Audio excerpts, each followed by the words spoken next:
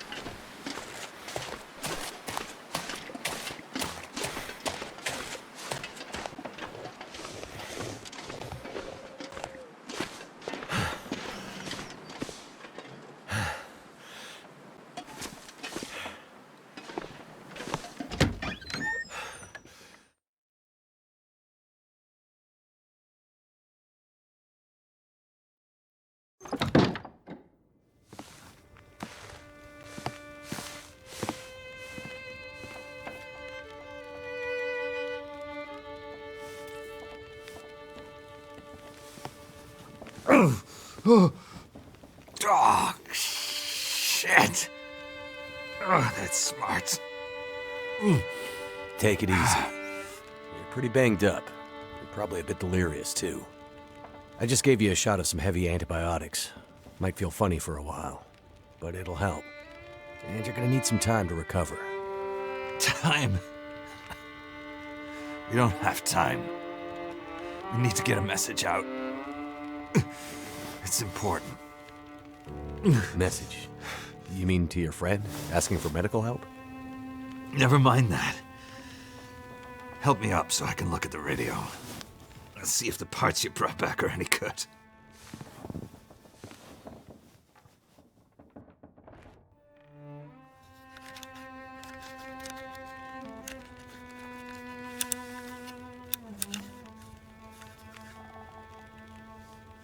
That's a military shortwave, isn't it? Maybe. I know a bit about radios. It's not like any surplus I've ever seen. Ah, damn it! Well, the parts look fine. So, whatever's wrong with the radio goes deeper than that. What could it be? Something to do with the power. Fuses. Transformers, maybe. We have bigger problems to deal with first. That bear's out there, hunting us. He's a smart old bastard. He'll keep us from getting out, getting supplies, finding help. Eventually, he'll either get us or starve us out. Ah! Oh. I gotta lay down. Help me back to the bed.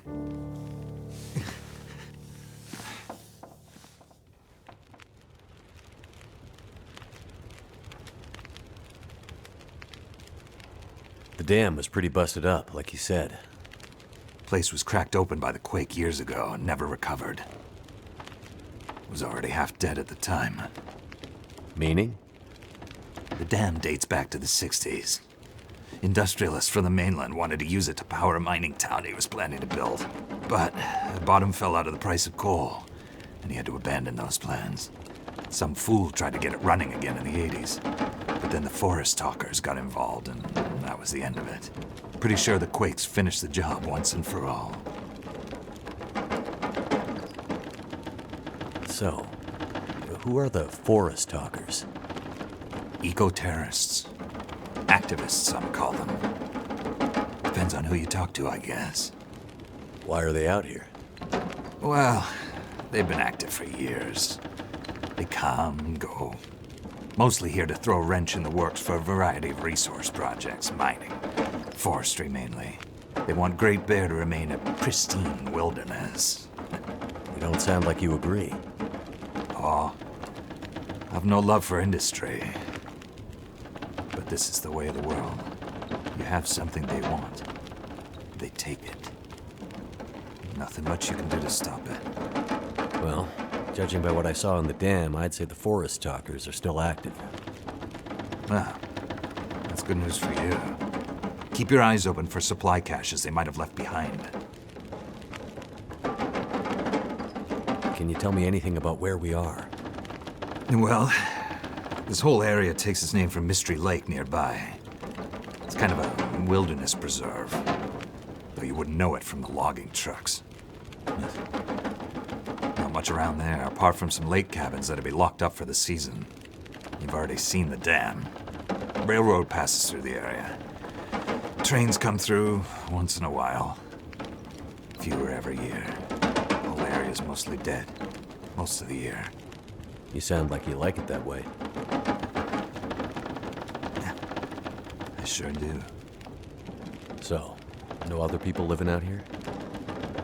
You gotta understand. The collapse destroyed Great Bear. There's nothing here to stay for. You meet anyone out here? Chances are they're hiding from something. Or someone. And you? Why are you here? I have my reasons. What's this unfinished business between you and the bear? Ah. Me and the old bear. Every time we meet, we make a little trade. And what do you trade? Each other's blood, mostly. Sounds like a losing proposition. Oh, I'm sure it will be. For one of us. The main reason I'm out here is I'm looking for someone. Ha! You won't find too many people out here. That's kind of the whole point. This is someone important to me. A woman. She may have passed through here a few days ago.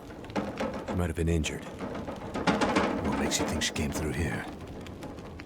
She passed through the tunnel leaving Milton. Then... I'm not sure. Well, the roads from Milton don't lead this way. Wherever she's headed, you'll have to cross the mountains to find her. Not an easy path, even for the most experienced outdoorsman. I'll do whatever it takes. You won't get far with that bear on the prowl. What we need is to get my radio up and running, so we can find out what the hell is going on. Maybe someone out there has seen your friend.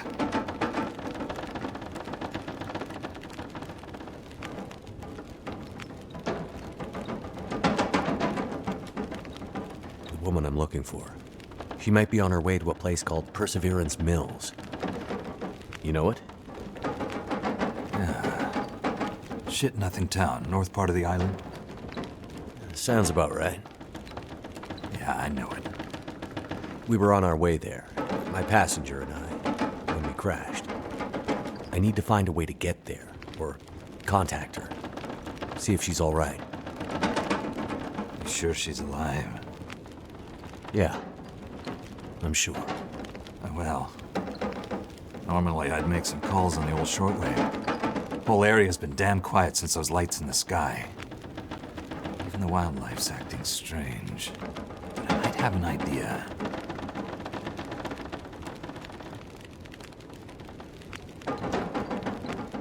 What do you mean the wildlife's acting strange? You live out here long enough, you get a sense for the patterns in nature. Right now, the patterns are broken. Critters aren't behaving the way they should. It's like they're spooked or something. No, not spooked. But changed somehow.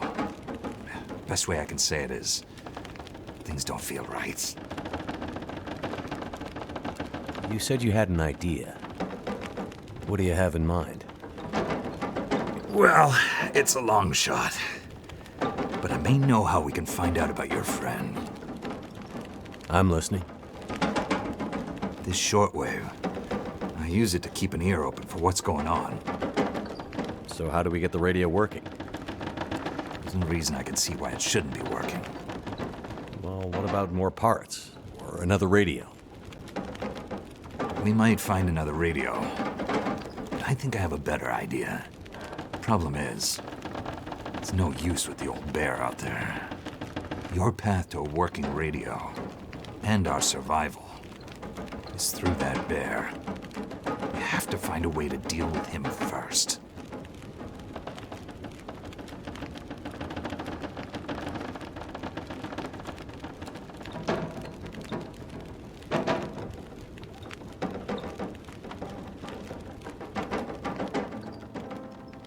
Okay.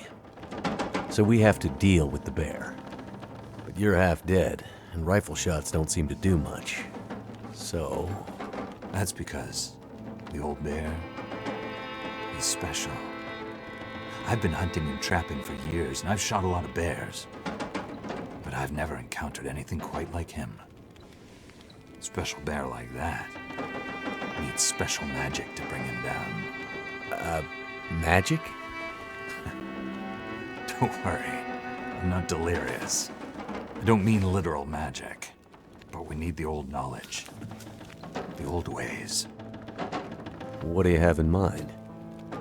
There's an old story, local legend maybe, about one of the original settlers of this place, Spence. The story goes something like this. Spence shows up and sets up his claim shanty with his young family in tow. For generations, the family had been traders in the Hudson's Bay Company. Old voyageur stock, they say. Hard people. Survivors. One day, a bear shows up and menaces the homestead.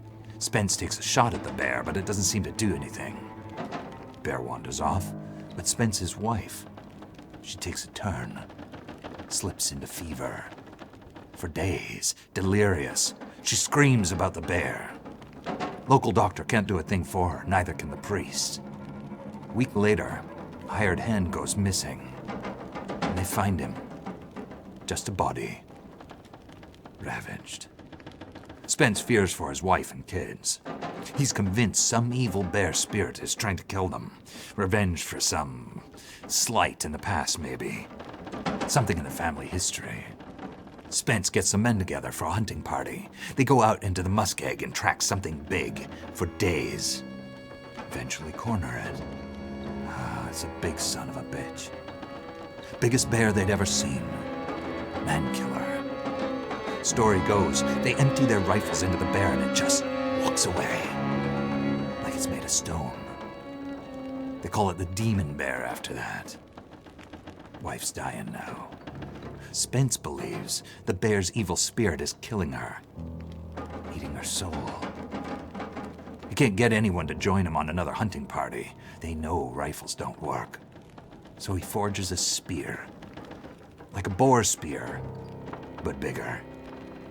From some old Hudson's Bay trapper's wisdom, apparently.